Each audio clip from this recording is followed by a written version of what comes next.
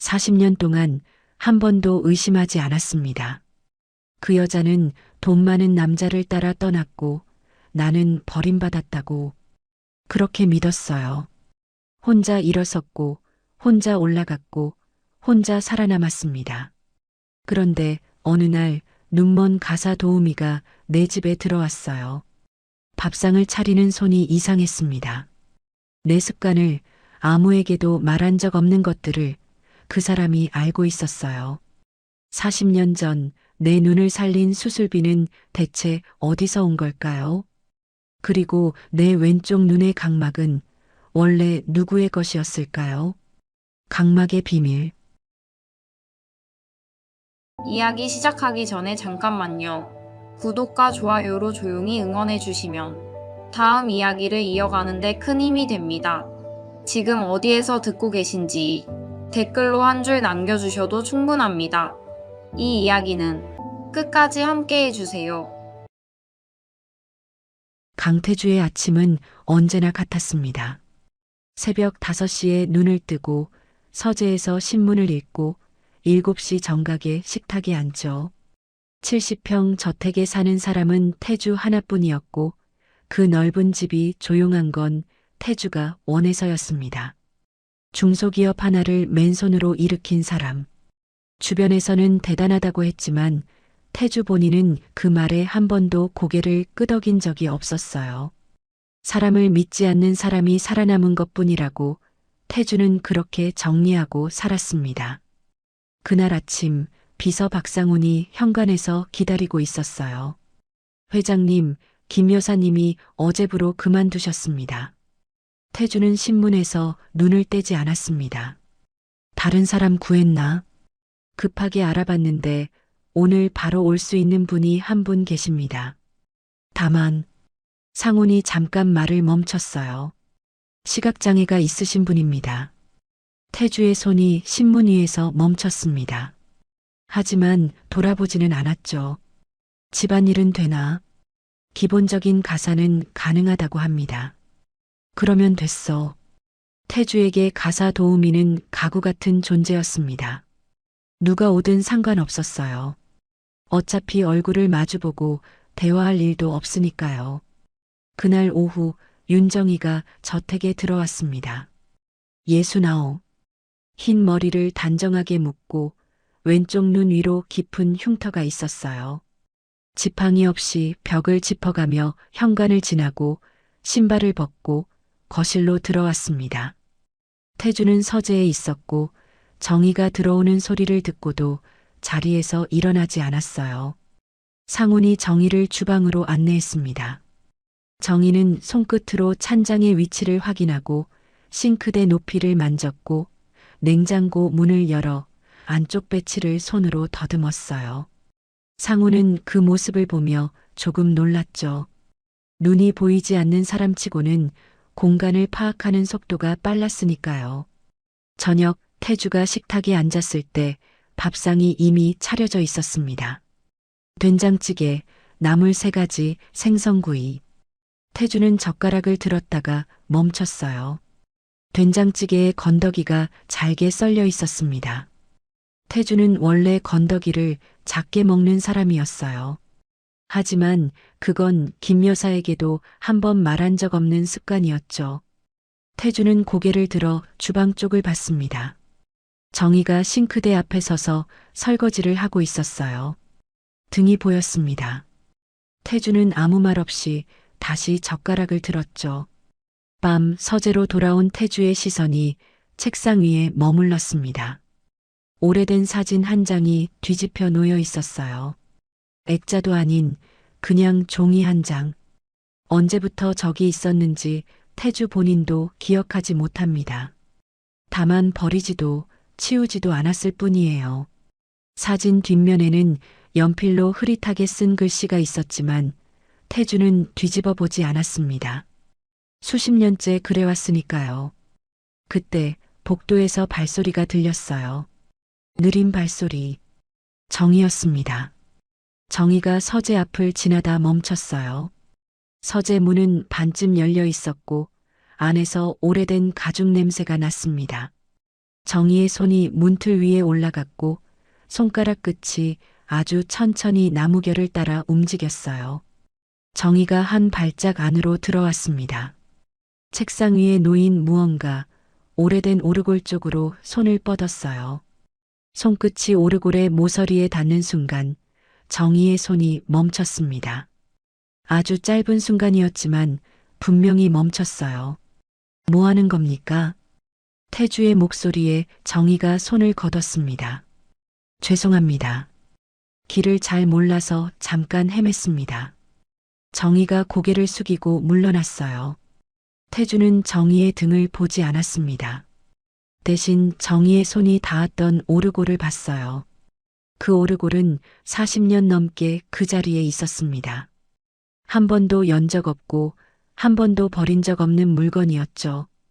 다음 날 아침 상훈이 태주에게 보고했습니다. 회장님, 어제 말씀드리려다 못한 게 있는데요. 새로 온 도우미 신원 조회를 했는데 이력이 좀 불분명합니다. 이전 근무지 연락처도 안 되고 신상 정보에 빈칸이 많아요. 태주는 커피잔을 내려놓았습니다. 경력 위조인가?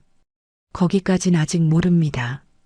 다만 확인이 좀 더 필요할 것 같습니다. 태주는 창밖을 봤어요.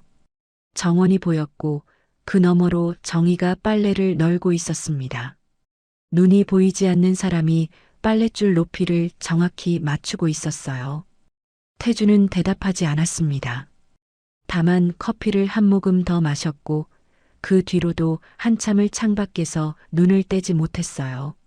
설명할 수 없는 무언가가 태주의 안쪽을 건드리고 있었지만 태주는 그걸 인정할 생각이 없었습니다. 정희가 저택에 온 지 일주일이 지났습니다. 태주는 여전히 정희와 마주 앉은 적이 없었어요. 아침에 식탁에 밥이 차려져 있고 저녁에 서재로 돌아오면 책상 위에 물 한 잔이 놓여 있었죠. 그뿐이었습니다. 정희는 보이지 않는 사람처럼 일했고 태주는 정희가 보이지 않는 것처럼 살았어요. 그런데 이상한 일이 계속됐습니다. 태주는 매일 아침 혈압약을 먹었어요.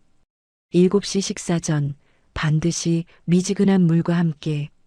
김 여사는 3년을 일하면서도 약 먹는 시간을 한 번도 맞춘 적이 없었습니다.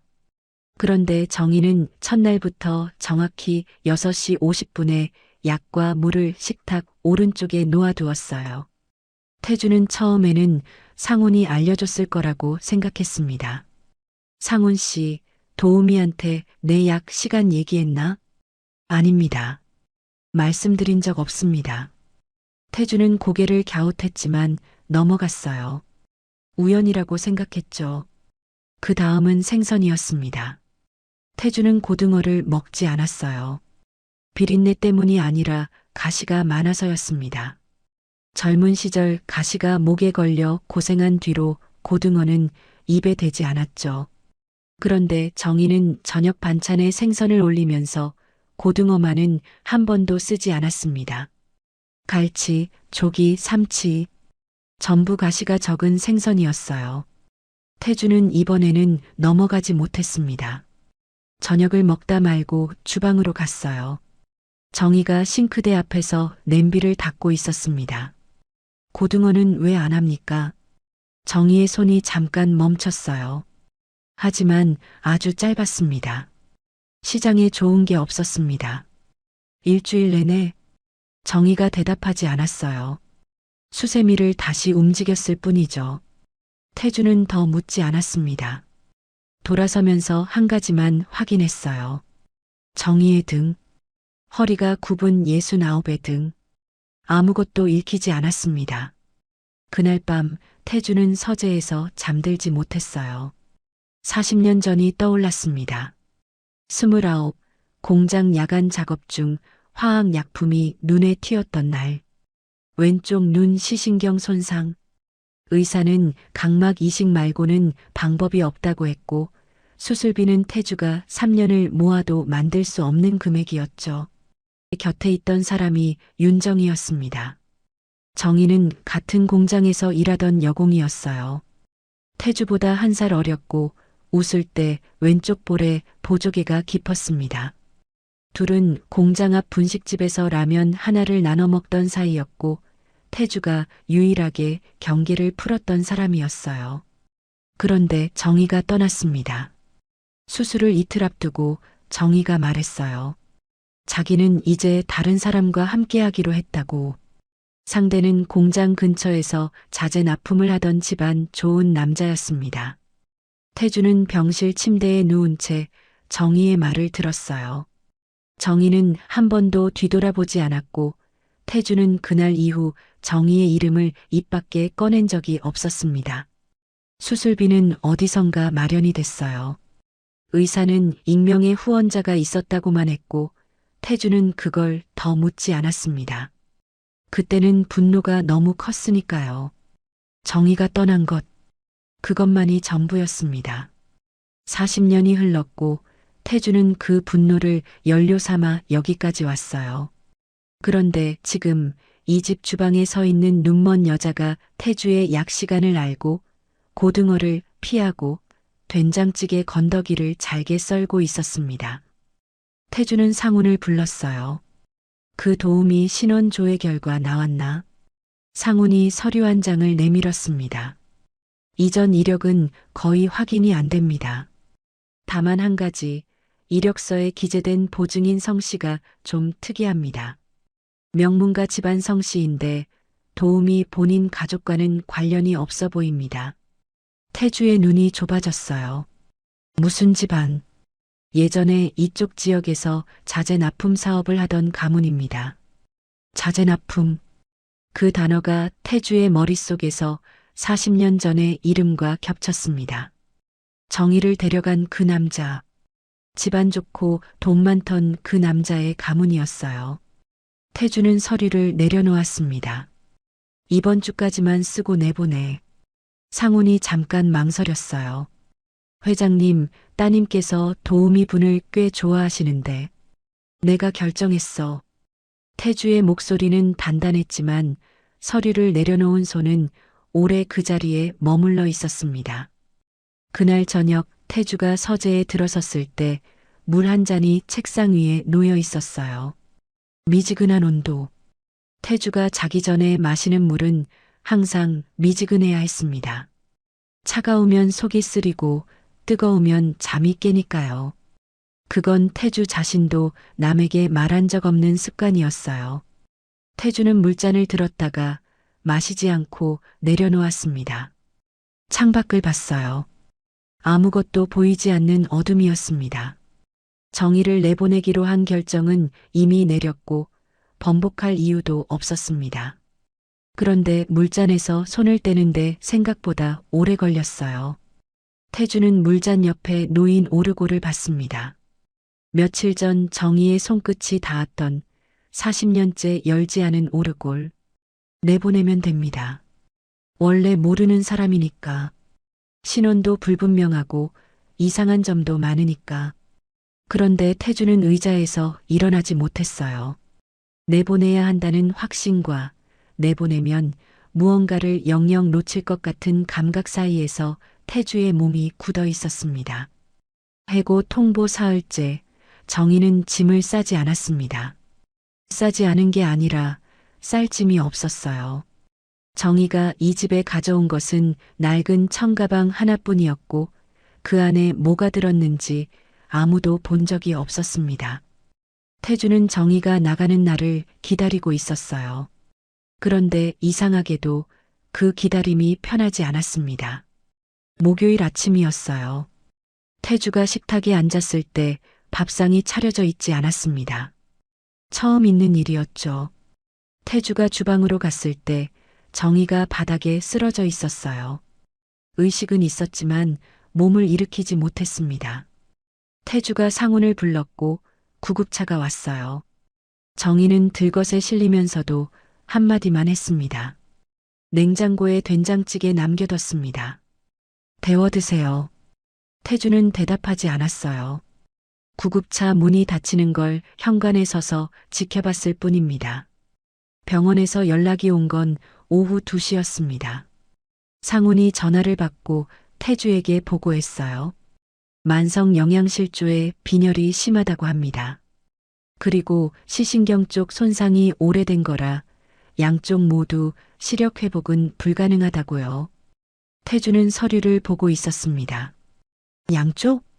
네.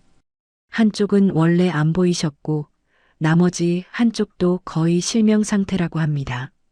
태주의 손이 서류 위에서 멈췄어요. 원래 안 보이는 쪽이 어느 쪽인가? 왼쪽이라고 합니다. 오래전에 수술 이력이 있다고 하는데 정확한 건 의사 선생님한테 직접 들으셔야 할 것 같습니다. 태주는 서류를 덮었습니다. 아무 말 없이 창밖을 봤어요. 한참을 그러고 있다가 차를 준비하라고 했습니다. 태주는 병원에 가지 않으려 했어요. 내보내기로 한 사람이고 이번 주가 끝나면 남이 되는 사람이니까요. 그런데 차가 병원 주차장에 들어서고 있었습니다. 병원 복도에서 태주는 정희의 병실로 가지 않았어요. 대신 원무과로 갔습니다. 환자 윤정희, 과거 의료 기록 열람이 가능합니까? 보호자분이신가요? 고용주입니다. 원무과 직원이 난처한 표정을 지었지만 상훈이 서류 몇 장을 건넸고 잠시 후 기록이 나왔습니다. 태주가 기록을 펼쳤어요.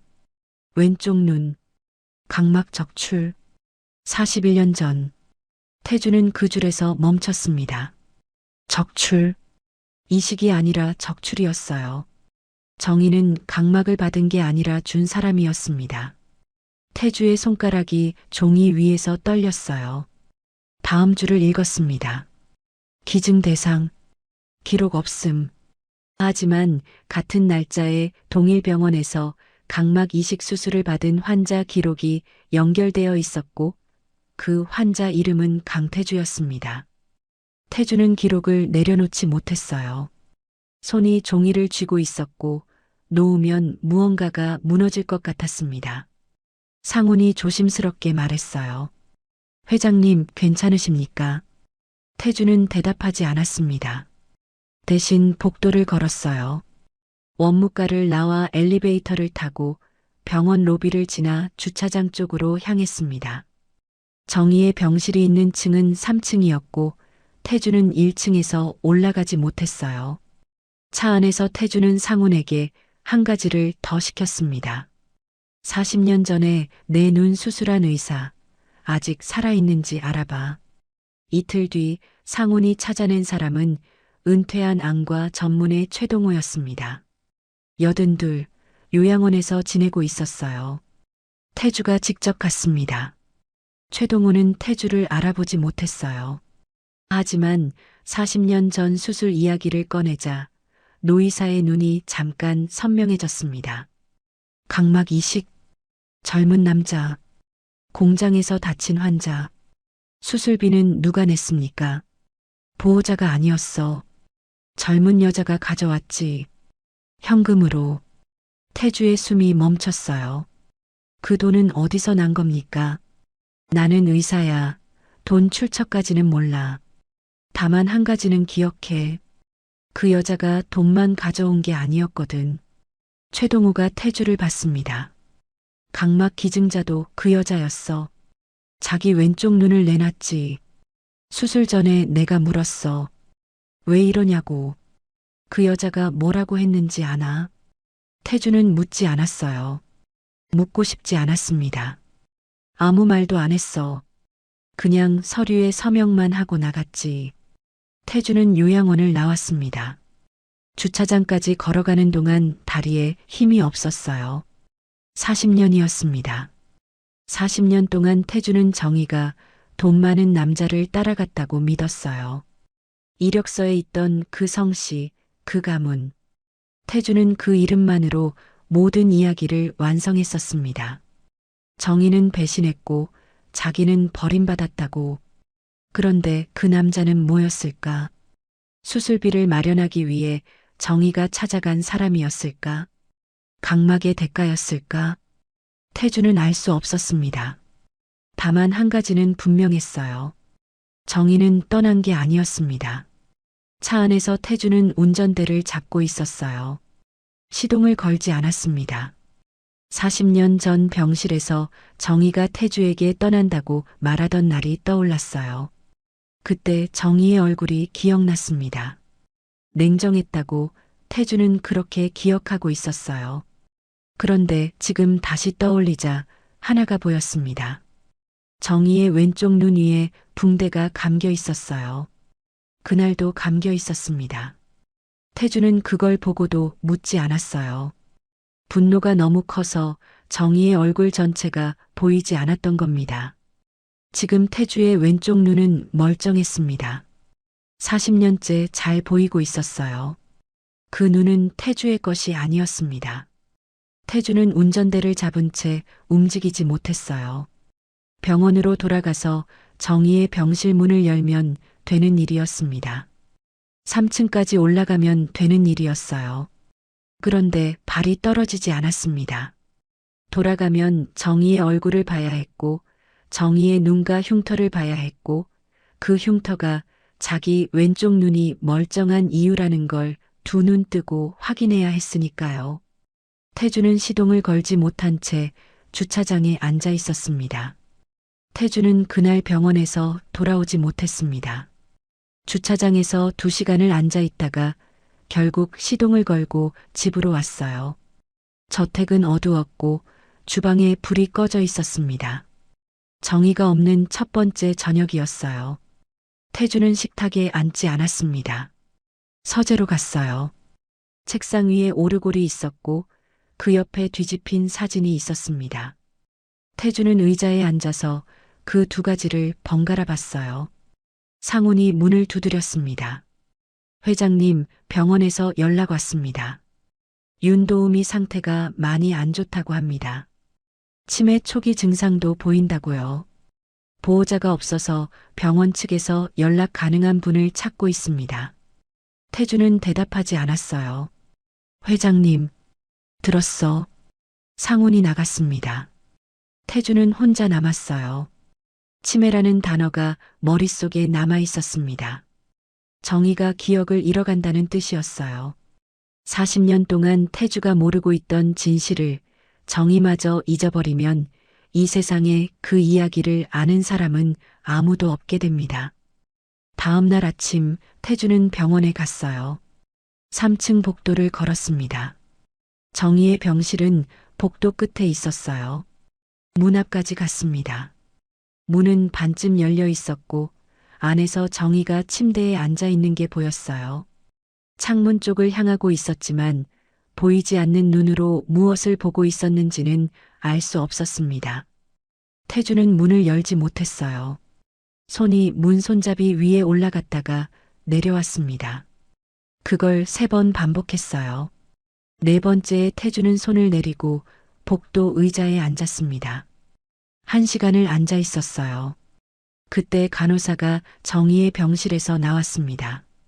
간호사 손에 비닐봉지가 들려 있었어요. 보호자분이세요? 아닙니다.